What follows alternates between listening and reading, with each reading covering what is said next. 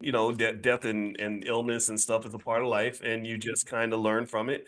And you also treasure and take tremendous amounts of pleasure and gratitude from the opportunity that you have now, right? If anything, this is definitely reminding me we ain't got time to waste, right? All of us are going to end up at some point in the same destination. Like every single person in this room is going to end up, pushing up daisies, kicking up dust. And you ever hear people say this? This is really interesting. This is something I think is worth thinking about, just so we can know the intentionality behind why we're even doing this. Have you ever seen anybody that'll say, or that saying where they say, if you go to the graveyard, you see that the cemetery is filled with unfulfilled promises and broken dreams and dreams that were deferred and never actually happened. And there were brilliant people that had, these bright futures and these amazing ideas, and they never pursued them. And so these ideas went to the grave. Like literally the best books ever written live in the cemetery. The best movies ever made are in the graveyard. The best ideas that were never manifest are underground. They're in the cemetery because all these people were living like us. They were walking around like us, breathing and doing their thing. And the clock ran out. Right. So ultimately, the clock is going to run out on all of us. And so I would encourage you to really think about this in terms of living every day with intentionality. If you want to know my goal when I'm in the gym, that's what I think about. I'm like, okay, how are we going to make today the day, whatever that means, right? And making it the day might mean just executing at the highest level. We all got a game plan. Everybody's got a game plan. And like Mike Tyson used to say, everybody has a plan until you get punched in the mouth. Well, I want you to have the plan that is going to last even after you get punched in the mouth. Do you understand what I'm saying? Like, I want your plan to be strong even long after the punches come, because I want you to punch back, and I think if you live life ferociously in that way, and really orchestrate your ability to move forward without fear and with intentionality and complete clarity, then you are going to have a more fulfilled existence. I guarantee you that. But you didn't come to hear just all that. I just wanted to get you, kind of in the right mind space, so we can kind of jump on our topic today. Now, as you guys know, every single morning we do with our Millionaire Training Camp, we find economic lessons that exist in the world. This conversational learning style, that's what I call it, is an opportunity for us to explore economics without making it so nerdy and formal and, okay, pull out your textbooks class and make sure you take notes. It's going to be on the test. Ain't going to be no test. I'm not going, life is your test. Okay. Like, like if you want to know where your test is at, your test is outside. Okay. Your haters are your test. Really. So, shoot, I love my haters. I ain't never had a hater actually. I appreciate them so much. I'm serious. I love my haters because I look at the haters like y'all ain't nothing but a big old obstacle course. Y'all are God's training camp. You made me into who I am, and because without y'all, if everything was easy, I would be very weak. I wouldn't have accomplished anything. So believe me, I am not a person who is sitting around mad at my haters. I really love every single one of y'all. The same way I love my football coach, the same way I love the track coach who made me throw up, the same way I love the people that pushed me to become my best. And so I want you to know, everybody's here for a purpose. And even the white man, might be the racist white man is the ultimate hater for the black man. You're the ultimate competitor. And I have nothing against him because it's like, great, if you had been nice to me and made everything easy, I don't think I'd be as strong as I am. So even with him, not to say I'm going to sit out here and say something stupid like I'm glad that we have racism. That's not it. But really, everything's an opportunity for growth. Everything's an opportunity. So embrace it that way because you can't have growth without struggle. Am I right or am I right? Give me a yes if you agree. All right. So here is what I want to talk about. How many of y'all know about Luigi Mangione? Luigi Mangione. Luigi Mangione is this a guy. He sounds like he could be Italian. It's a Luigi. I should stop. All right. Anyway, so Luigi Mangione is the guy who's been charged with shooting and killing the CEO of United Healthcare, and it was a big deal. It was very sad, and because I don't think death is ever sad, but simultaneously, people have made the righteous point to say that to basically say that that there's lots of death that is connected to this industry, that there's lots of killing that occurs, and because some people might argue that when you deny coverage to somebody who deserves it, or you do things that where you put money over people, that you are basically killing people in that situation as well. The only difference is that you're not killing one person, you're killing thousands, if not millions of people, right? So this is the conversation's been had. Now, what I want to do is dig into another side of the conversation, and by showing you something. I put it up on my Instagram today. My Instagram is Dr. Boyce Finance, I found a guy that says that he thinks he can get back my other Instagram, which was much bigger than this. This one has 117,000 people. The other one had hundreds of thousands more, so we could reach more people. But maybe we won't. But I put this up, right? And I basically said, this guy, one thing people don't talk about as much is that this one homicide led to a precipitous loss in economic value. If you look up here, you see that the United Healthcare stock price dropped $79.91 down to 503. That's a 13.7% decline in value. Now, let me tell you, United Healthcare stock is their market cap is about $500 billion. It's worth more than $500 billion.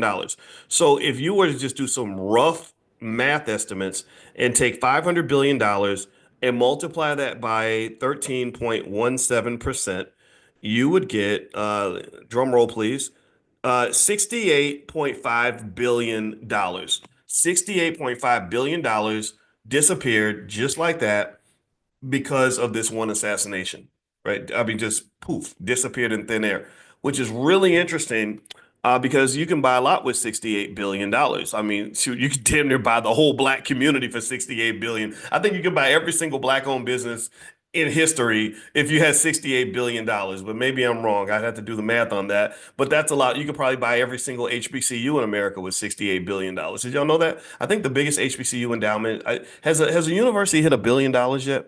Which I think was it didn't Howard have the highest endowment? They're not even at 1 billion, right? And so that's a lot of money. That's a lot of money that disappeared just like that. If you want the quick answer, somebody asked me in the chat. I saw would you buy the dip? The short answer is yes. The short answer is yes. And I'm going to give you some financial theory to help you understand why I would buy the dip. In fact, not only would I buy the dip, I'm going to buy it. I'm literally going to hop on, since you're mentioning it right now, and I don't like to miss investing opportunities. I'm literally going to hop into my E-Trade account while we're talking and pop in and buy me some shares of United Health. Let me tell you why. The stock market is like a drama queen. The stock market tends to have overreactions based on emotion. And so right now, United Health is pretty toxic. And in fact, if you wanted to point out, if you dared to find something possibly good about what happened here, not to say that death is ever good. I'm not interested in having that debate. You could argue that this incident, as unfortunate as it may be, has led to kind of an awakening and a reckoning for some of these greedy healthcare providers, pharmaceutical companies, things like that. They are the robber barons of our society. We are back in the robber baron age, the age that we thought we'd left in American history. There was a time 100 years ago when you had the Rockefellers and the Carnegies and and others that and the Vanderbilts that seemed to control everything. Well, now you've got the Elon Musks and the Jeff Bezoses and the Bill Gateses, and Elon Musk has become oddly enough the ultimate robber baron in the sense that Elon Musk has more wealth than Jeff Bezos and Bill Gates combined. So you're living in this crazy world where the robber barons exist in these industries that are poorly regulated, where lots of wealth is being accumulated in those spaces. The ticker symbol for United is UNH. UNH. I just bought some shares in case you want to know what I'm buying. Not investing advice, of course, but I am buying that dip. Um, so here's the thing, though. A lot of people are fully aware that these healthcare companies need to be dealt with. I am not convinced that Congress has the courage to deal with them in an appropriate way. I don't think Congress, I think that they have power because they pretty much bought your politicians. So what will probably happen is they will find some outlet for all the outrage that people have. They'll have hearings and maybe drag the CEOs in front of Congress and yell at them and say you're doing this and you're doing that and scold them in public. And then it'll probably go back to business as usual. Now maybe they'll change a law or two, but for the most part, I think that when you saw just kind of how Obamacare wasn't nearly as effective as I think President Obama wanted it to be. I believe that he wanted Obamacare to have more teeth than it did. And a lot of that is because of the money. The money kind of drives your politics in America. We've discussed this. Um, some regulations will occur, but it won't be enough to dramatically change an industry that unfortunately has become a little bit of a national embarrassment that we spend more money than any other country on healthcare, but we're the fattest, we're the sickest. We got little kids getting diabetes like old fat people and stuff. It's kind of crazy.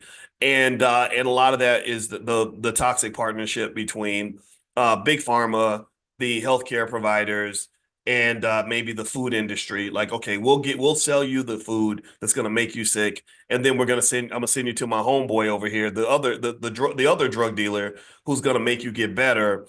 And then you're gonna be going in back and forth between toxic food and toxic drugs, and then you'll just die slowly because we'll keep you alive long enough for us to drain your bank account. And then when we're done and you're just kind of like just a little limp biscuit with no energy left financially or otherwise, then we'll just sort of throw you off the back of the truck, deny your coverage because we're like, okay, you're done now. We got all your money and you don't have much health. So it was real. Hey, good luck to you. All right. So, and as Chris Rock, did y'all see where Chris Rock talked about that on SNL? And he said, it's really sad that this man died. He said, this man had a family.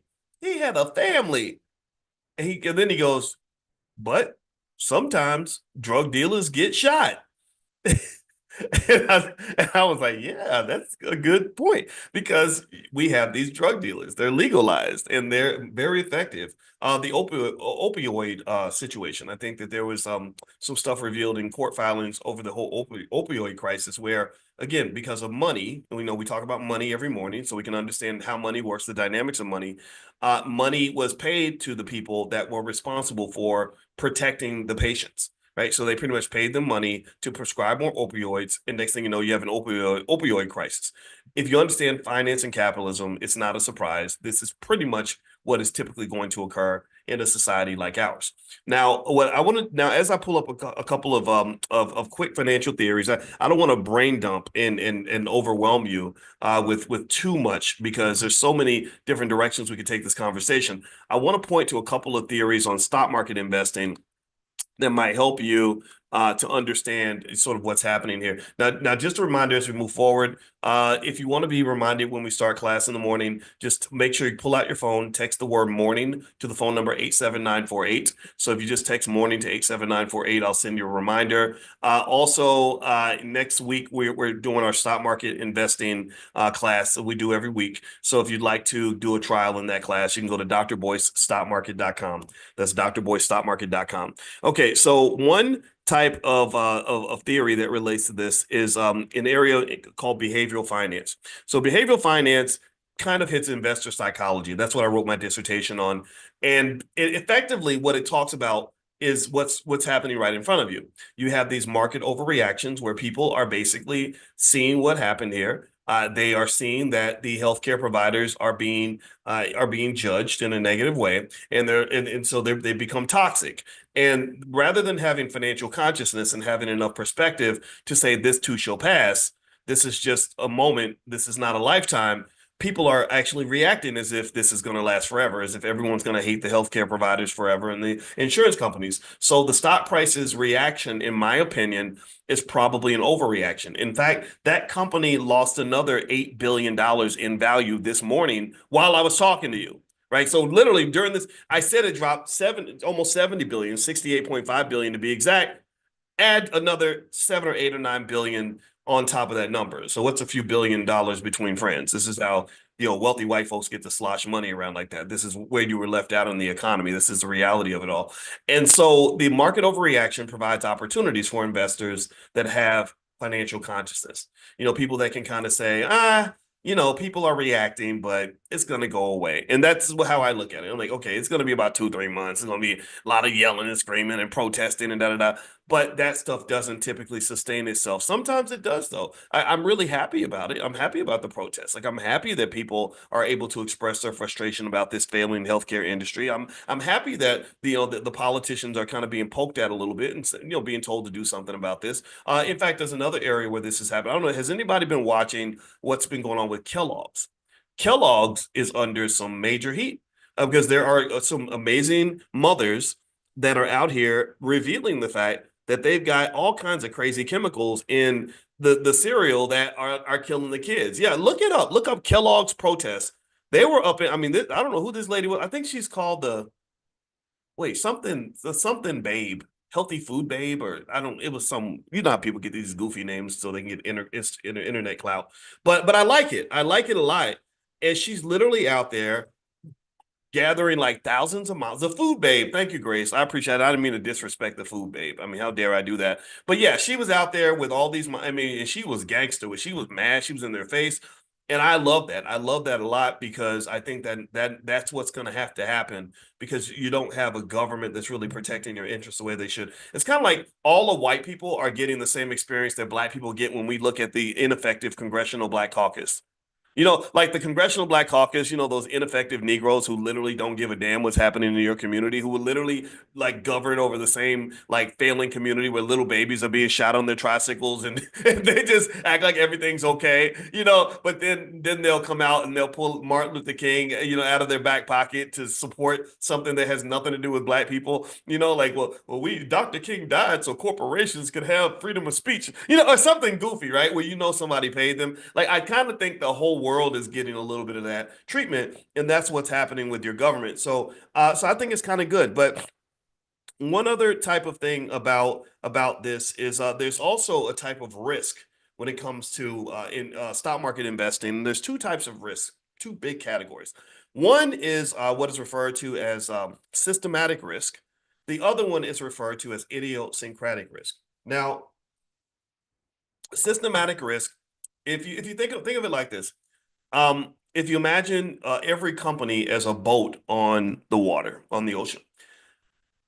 If the water has, if there's a storm and a tsunami, every boat is going to be affected. Every boat's going to rise. Every boat's going to sink, whatever, or at least dip or whatever, right? Or get some sway because the storm has come. That's systematic risk. Systematic risk is the economic storm that affects pretty much everybody.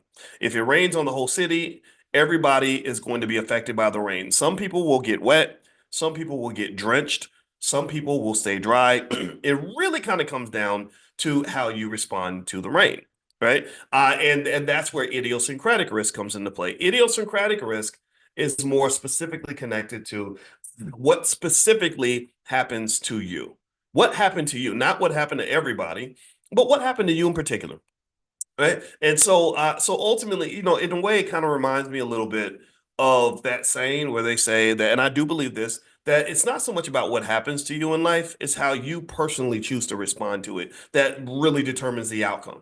Like we could all go through the same thing right now, but some of us are going to respond to it as motivation. Some of us are going to respond to it as a tragedy. Some of us are going to respond to it in some other way. And how your outcome looks is going to be heavily affected by your disposition. Maybe it comes down to how old you are. Maybe it comes down to what you've been through. Maybe it comes down to your commitment to optimism, right? Or whatever it is, right? But either way, that's how the market risk sort of works. So if you think about it, let's go back to the analogy with the boats. So imagine that the ocean is the economy. And so whenever there's a tsunami or a thunderstorm or a hurricane, all the boats are affected, but different boats are affected in different ways. Some boats will sink because maybe they're tiny and the captains don't know how to navigate a storm. Some boats might be fine because the boats are big and bulky and they have they have really experienced people driving the boat, right? Or maybe some boats are headed north, which makes it worse because they're going into the storm. Some boats are headed south, right? So different companies react differently to the same systematic effect. So just yesterday, you had something where the whole stock market dipped pretty big, over 1,000 points, which is an amazing opportunity. But I've been telling you all about the dip. I've been telling you about crashes. We've been talking about this, and I'm telling you, there's more to come. There's more to come. There's more to come. There's more to come. There's more to come. So if anybody ever tells you you're stupid for investing because the market's going to crash, I need you to look them in the eye and say, "You're absolutely right, Grandma. The stock market is going to crash, Grandma. And you know what, Grandma?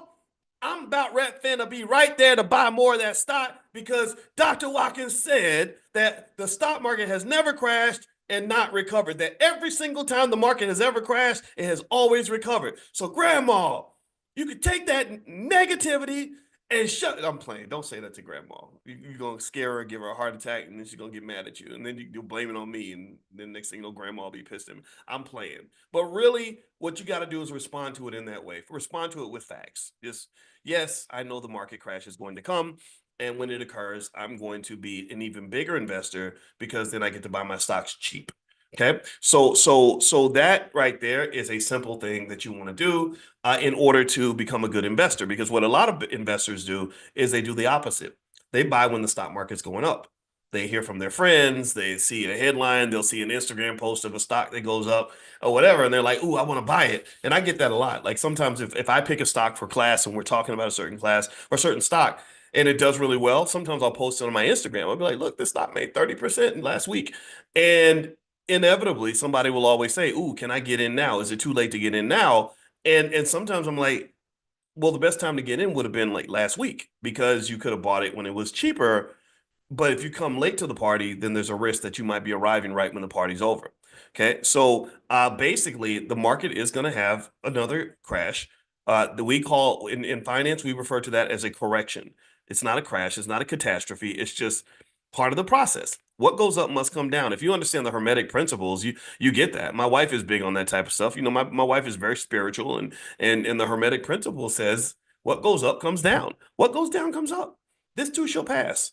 But you have to have perspective. This is why you have to eliminate and work on healing the trauma, because the trauma is what gets you trapped in the moment. The trauma is a curse. The trauma is it's like a type of incarceration. You're mentally incarcerated where you're trapped in the moment so badly that you can't even imagine what life is going to be like after the sun comes back up. Okay. And so ultimately, I encourage you, if you haven't worked on this sort of thing, this might be something to look into because they won't just make you a better and happier human being. It'll make you a better investor. It'll also make you better in relationships. I've really found that my ability to keep my cool when other people have not is big on maintaining relationships because you know how it is. Somebody act crazy and ghetto with you. You sometimes you want to get ghetto too. Like, oh, you think you crazy? Let me show you what crazy look like. I could be crazier than you. Then you got two crazy people just looking stupid right now, right? And so I was like, boys, you can't do that. You can't be ghetto and crazy every time somebody makes you mad. You gotta like just relax, just sit back and let it happen, and just know this too shall pass. That's a perspective that benefits you. And actually, speaking of my wife, you know, she is a therapist. I should shout out my wife. Shout out to the smart black women. Her website, she sees clients all day long. So if you want to talk to her, feel free to go to coachingwithdralicia.com. That's coachingwithdralicia.com. Also, she brings in a lot of black therapists into the Black Business School because we have a black financial therapy department where we can work on the psychological barriers that we're kind of dealing with, the trauma, the healing, the bad things that happen when we were kids that affect our spending, that affect our investing. And so she does things like mental health Monday, stuff like that. So if you and I hope you'll support the therapist because I think that smart black people deserve more attention. Uh, we give too much attention to people that are on the internet twerking and buffooning and acting a fool and being ignorant.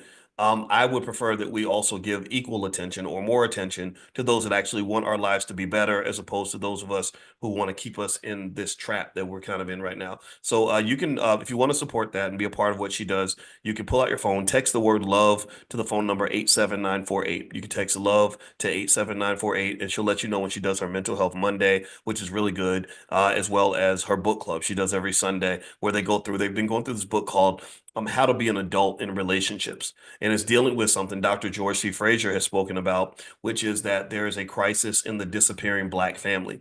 And Dr. Fraser, who is a wonderful guy, he's one of my father figures. I love this man a lot. He actually says accurately, and I agree with him, that if the black family continues to disappear, black wealth will disappear with it.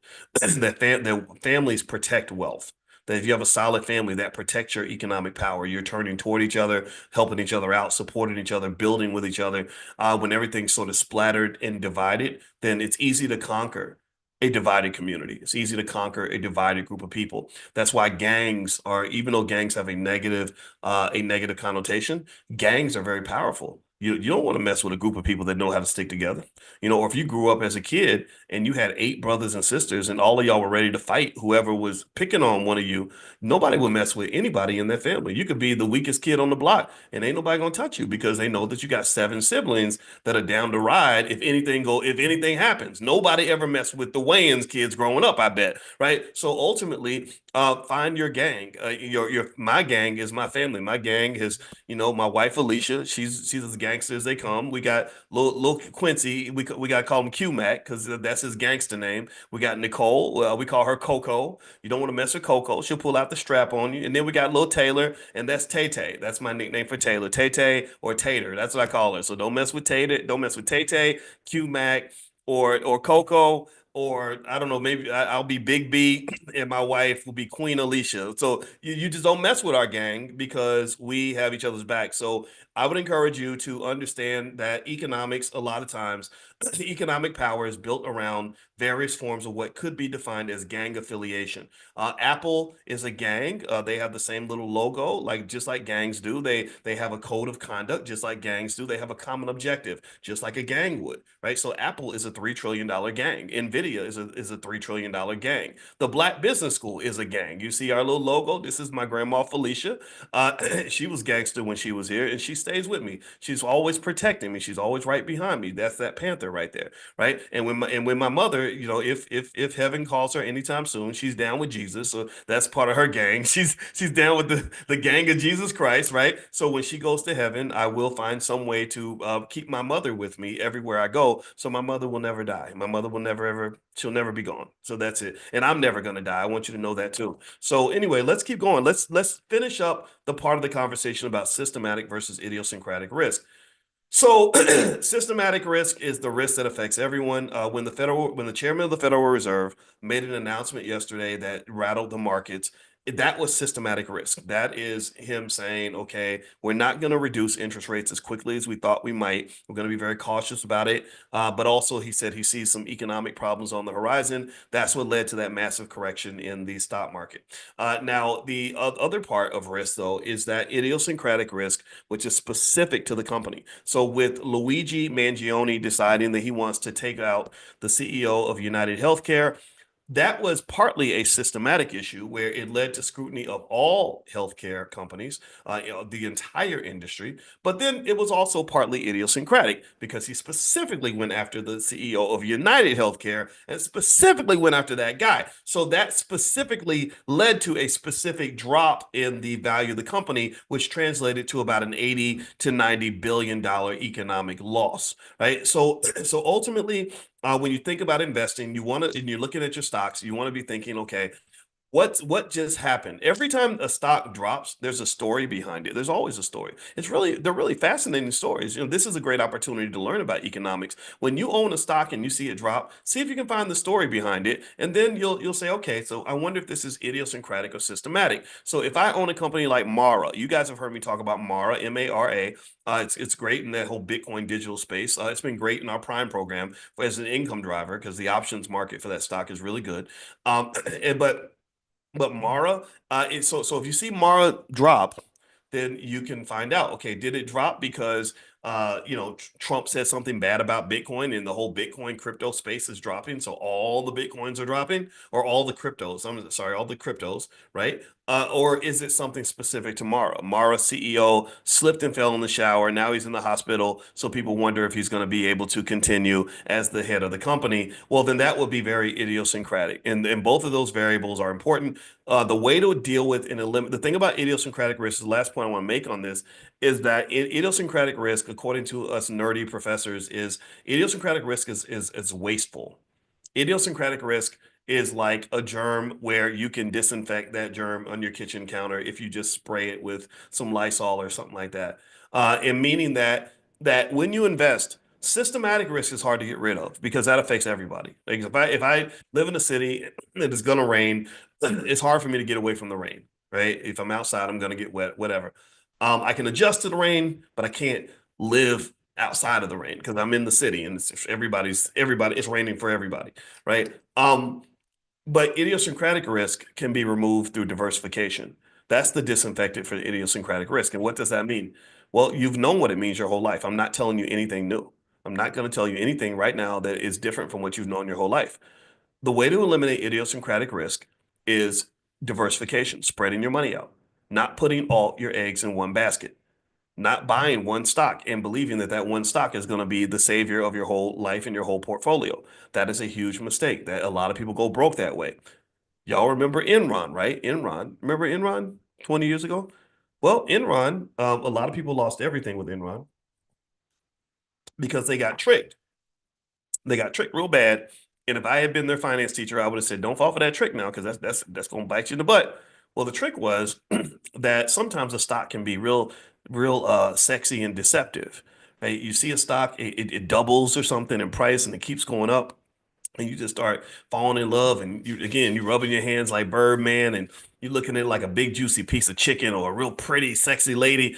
And what you don't realize is that when a stock is doing well like that, what people do is sometimes they'll say, "Oh, well, let me put more money in that stock because it's been going up. Let me get rid of the stock that's been going down, and let me keep buying into the stock that keeps going up." And then what can happen is what happened with Enron is something bad could be going on with that company. With Enron, it was just terrible. They were telling the employees that the stock was great, that everything's wonderful, everything's going to keep going up. And at the same time, the CEOs were in the leadership of the company was selling the stock. They were trying to get out of the deal, and they had a bunch of problems brewing that they didn't want the public to know about because they knew that when investors lose confidence in your business, your economic value can collapse overnight. That's partly what happened with United. It's not like investors lost all confidence, but they lost about 13% of their confidence, which caused an $80 billion loss of wealth just like that. Right? So a lot of the value that exists in the stock market is some of it's kind of an illusion. A lot of it's built on belief. A lot of it's just built on perception. Like, we believe Nvidia is going to keep on making money. So because we believe, we're going to manifest our belief by pouring money into this company. Elon Musk right now has a lot of support because a lot of people believe that he's the guy. They're betting on him as the guy that can do these amazing things. And if anything happens or is revealed that somehow undermines this fundamental belief that he is the guy, well, then you're going to show it's going to that reality is going to speak to you through economic collapse. You'll see a headline: Elon Musk loses $40 billion in one day because he got arrested, or he fell down the steps and now he's in the hospital and they think he might die, or whatever. Elon Musk is no longer with us, and so now Tesla stock is worth 40% of what it was before. These things happen all the time, so you want to be careful about that. So the way to avoid that idiosyncratic risk is to try to get rid of it through diversification. Don't put all your eggs in one basket. I treat stocks like politicians. I don't fall in love with politicians. I don't fall in love with particular stocks. I will, if I like something, I want to be involved with it, then yeah, I'll do that. But I spread out. If you ask me to name, if you offered me if you offered me $10 million right now to tell you to name 50% of the stocks that I own, I would just lose $10 million that day. If you gave me $10 million to name 10% of the stocks I own, I might not even pass that test because I buy stock almost every day. Um, and I just find companies that look good and I say, "Oh, let me buy some of that. Let me buy some of that. Let me buy some of that. Let me buy some of that." And then sometimes if I see a company that does really well, like I see a headline that says, this company doubled in price or whatever, I'll be like, "Ooh, I wonder if I own that." And then I'll look and I'll be like, "I bought it." Ah! And that's really, I think that that's a healthy way to invest in the sense that you can do this without taking yourself too seriously, without feeling like you have to be obsessed with it. Making money does not mean you have to sort of sit around and read the Wall Street Journal all day long and know every single thing about every single stock that's out there. Making money could just mean that it's part of your consistent daily habit or your weekly habit or your monthly habit.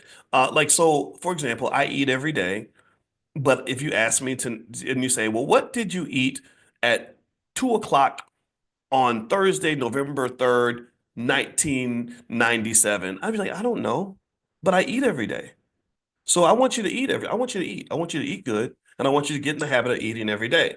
Just like you give yourself physical workouts or take a vitamin for nutrition, give yourself consistent financial nutrition. That means you get some extra money, just buy a little bit of stock. And if you don't have enough money, if you don't have as much money as you want, and none of us has as much money as we want, buy what you can. This is the beauty. This is one. We got so many things about America we could complain about. If we wanted to have a bitch fest about how bad America is, we could have that conversation, and it could be like 47 hours long. But if you um if you want to what's the word I'm looking for? If you want to look at something positive that does exist in America, it's the democratization of wealth. It's the fact that anybody of any income level can open up their app, pick a good stock, and buy a piece of that stock. Right? You got $100, you put 50 of it in the stock market. Now you're an owner. Now you're a business owner. And so anyway, that's my 2 cents on it. Before I move on, I want to remind everybody that with Christmas coming, if you want to do something for your kids, that's one thing I think you could do for your kids is we're telling everybody buy as much stock as you can for them, and do it regularly. Do it. It's not about how much you buy at one time. It's really about the consistency. Form the new habit of just buying them stock whenever you can. That's going to make a big difference in their life. If everybody had parents that bought them stock from the time that they were born and spent as much money on buying stock for the family as we spend on paying cell phone bills or paying for the car note and stuff like that, every single family will be extremely wealthy in about a 20-year period. And when I say extremely, I mean in the top like 20% of all Americans. Like you'd have more money than the average white person because even white people are not doing this. A lot of Jewish people aren't doing this. So don't think you're trying to play catch up with other people. You actually should be ahead of them. You can be ahead of them. Most of the things that we've talked about in this class, most Jewish people don't even know. Most Jewish people don't have a PhD in finance. I taught Jewish kids. I liked them. They were great. But I'd like talking to you. Okay. So anyway, all right. So let me so if you guys want to go take a look at some of the stuff we have in the Black Wealth Mastery store for kids and stuff like that, feel free to go to drboycebooks.com. That's drboycebooks.com. Also, if you go to kiddyboss.com, I did a special training called How to Turn Your Child into a Millionaire. So that's Kiddy Boss, Kiddie, that's IE, kiddyboss.com. Or if you have an interest in investing for kids and teaching your kids, we can help you.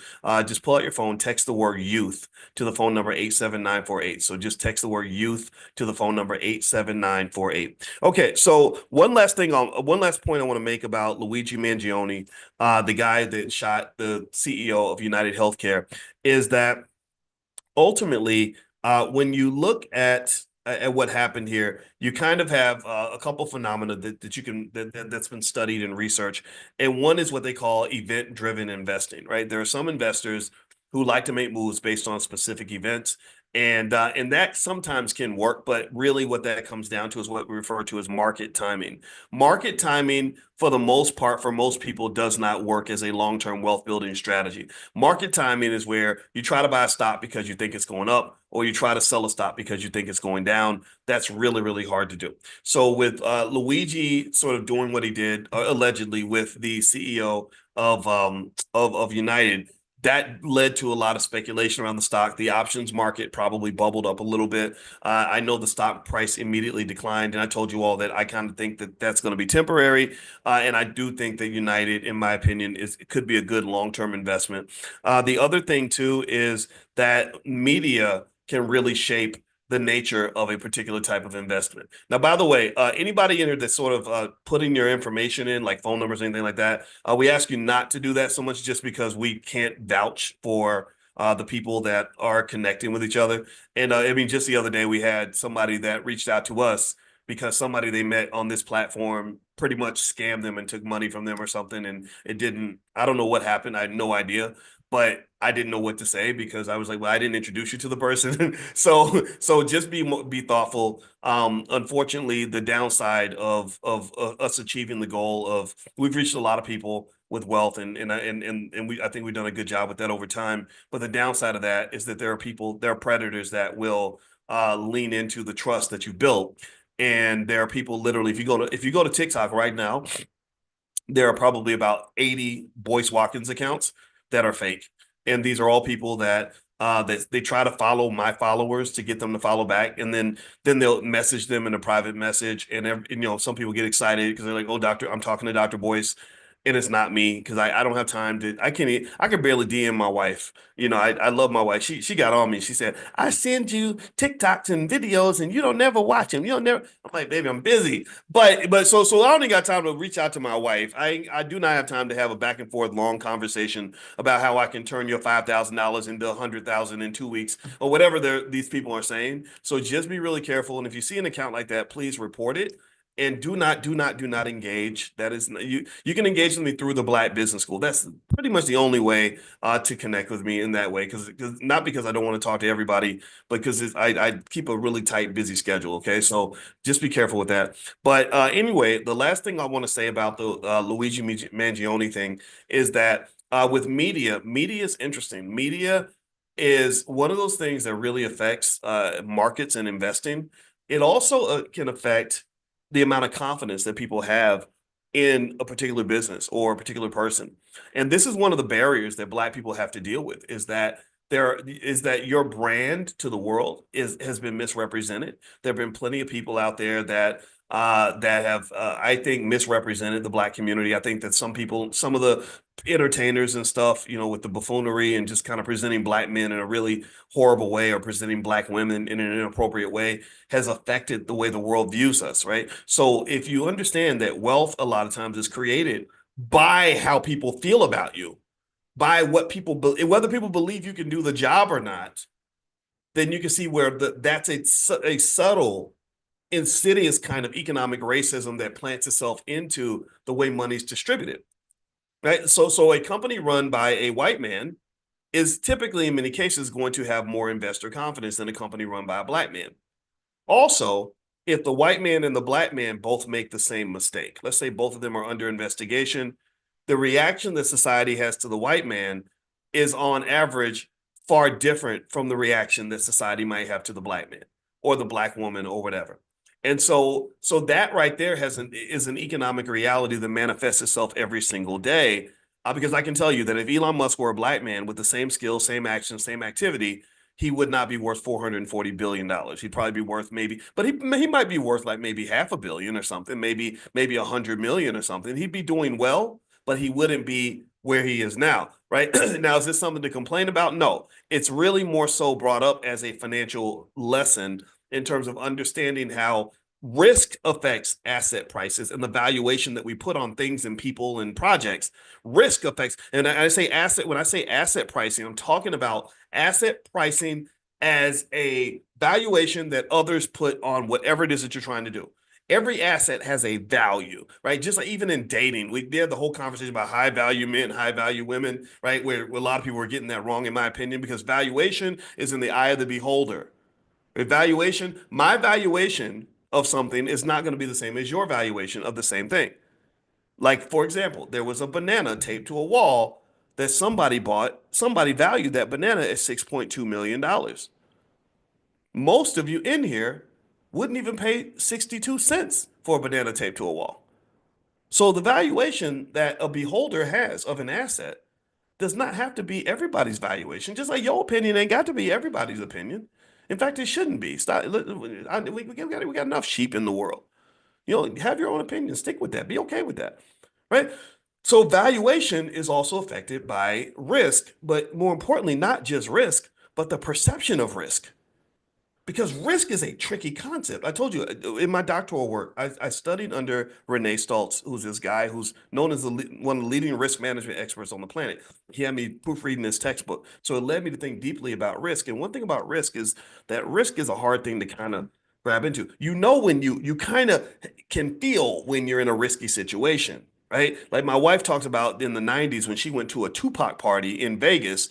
And she said, I came in the room and I felt scared and nasty. She said there were all these hoochie mamas with the little tight skirts on and little rooms in the back where people were doing stuff that they probably didn't tell their mamas about. And she said, I went to the bodyguard. She said, it was my last $20. See, people think me and my wife always been rich. No, we was both extremely broke at one point. She said, that was my last $20. She said, I went to the bouncer and begged him, please give me my money back. And he said, I'm sorry, man. I'm sorry, ma'am. I can't give you a refund. And she said, please, that's my last $20. And she said, look at me. Look at how I'm dressed. Look at that. Look at her. Look at this.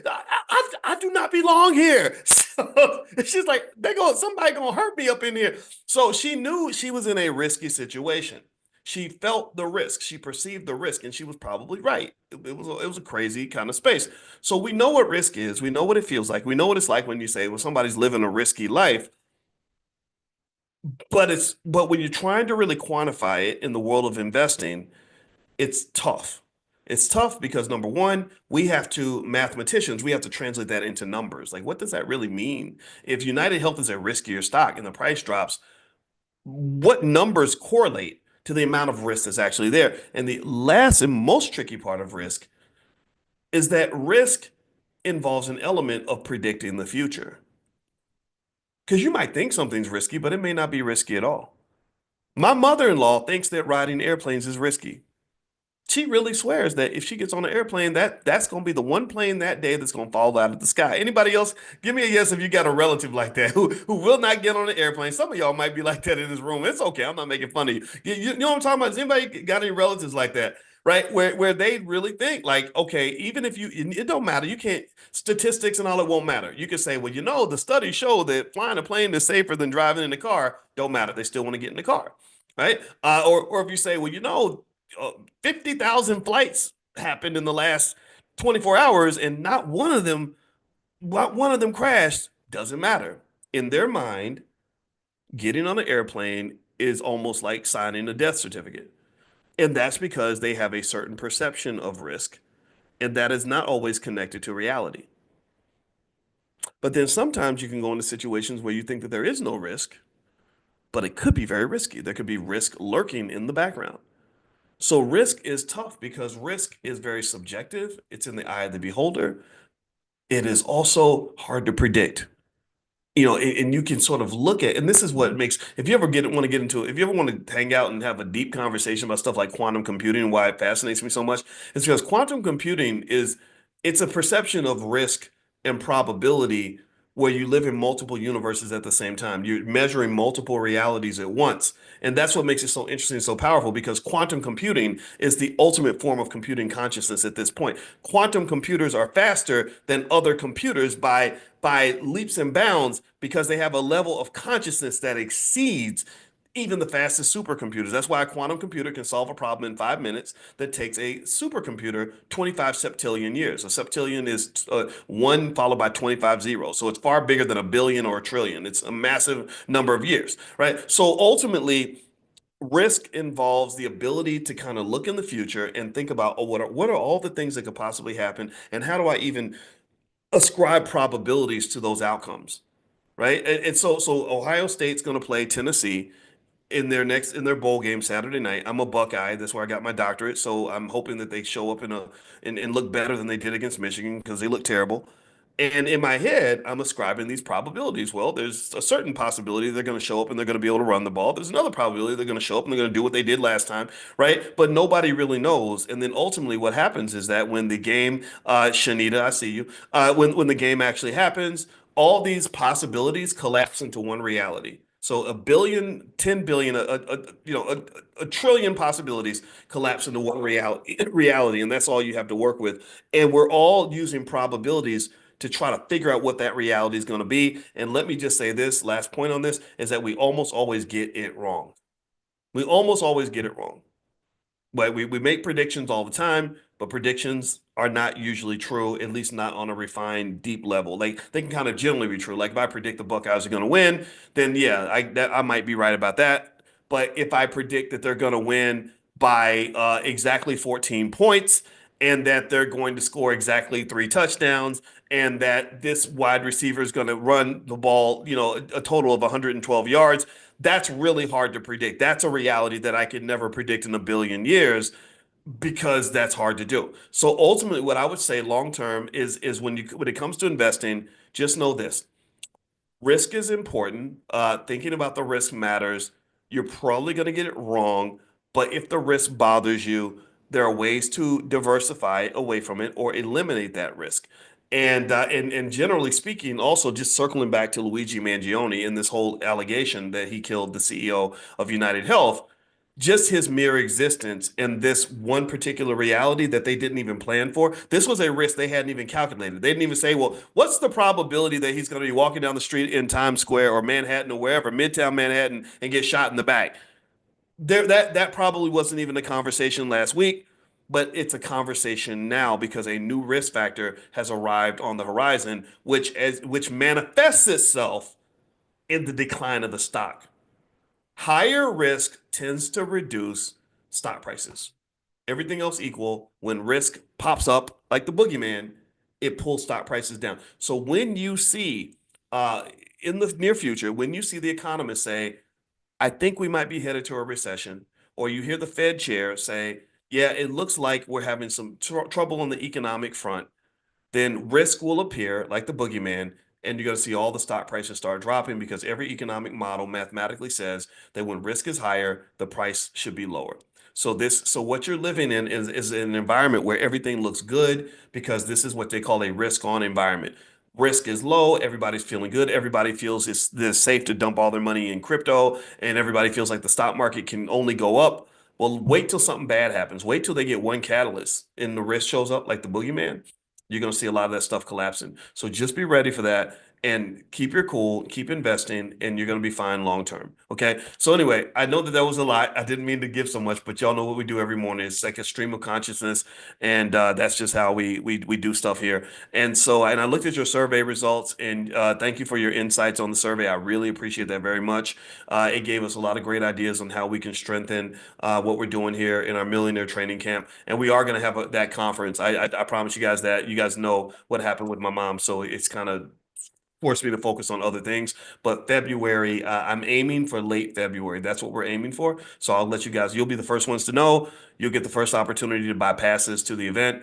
And then we might let the rest of the world know. But I honestly like talking to people that understand what we're doing and why, so we can keep the conversation serious and focused. So that's pretty much it, guys. So you'll hear from me again soon. Make sure you're on the text list for this class. If you're not, pull out your phone, text the word morning to the phone number 87948. Just text morning to 87948. And then also pretty soon, I think what I'll do is I'll do a session where we'll just do strictly Q&A, where you can ask me a bunch of questions and I'll answer them, because I know some of you have questions and I didn't get a chance to answer them all, but we will do a Q&A. And I know every Tuesday we also do stock market Q&A. So feel free to go to drboycestockmarket.com if you'd like to join us in our stock market investors club. So have a good day, everybody. God bless you. I'll see you soon. Take care. Bye-bye.